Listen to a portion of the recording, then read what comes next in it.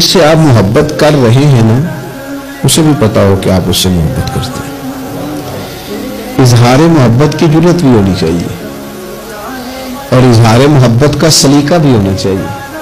हमें आना चाहिए ये इजहार करना भी कि मुझे मोहब्बत है, ये भी हमें आना चाहिए। देखो ना, लोग नफरतें करते हैं तो उनका इजहार करते हैं कि नहीं?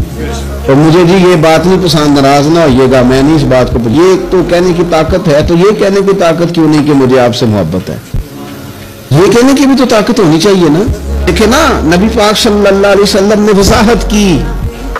हुजूर फरमाने लगे, जब तुम किसी से मोहब्बत करो तो उसे बताओ कि मैं तुमसे मोहब्बत करता हूं। मिशकात देखिए ना, हदीस मौजूद है, फरमाया उसे कहो मैं तुमसे मोहब्बत करता हूं। माना क्या है? उसे बताओ ताकि उसके दिल में भी तुम्हारी मोहब्बत पैदा हो जाए। उससे कहो जाके। एक सहाबी ने ना, एक बंदा गुजर रहा था तो अर्ज की, या रसूलल्लाह मैं इससे मोहब्बत करता हूं। फरमाया उठ, या रसूलल्लाह क्या हुक्म है? फरमाया उसे बता के आके मैं तुमसे मोहब्बत करता हूं। हुजूर ने उठा के भेजा।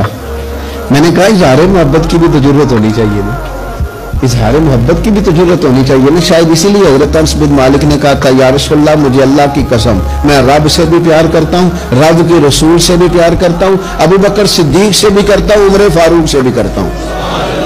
तो नबी पाक अलैहिस्सलाम ने फरमाया, सुन फिर तू जिस से मोहब्बत करता है उसी के साथ तुझे जन्नत में दाखिल किया जाएगा। तो सलीका भी तो होना चाहिए ना। महबूब ने फरमाया जा बता के आ।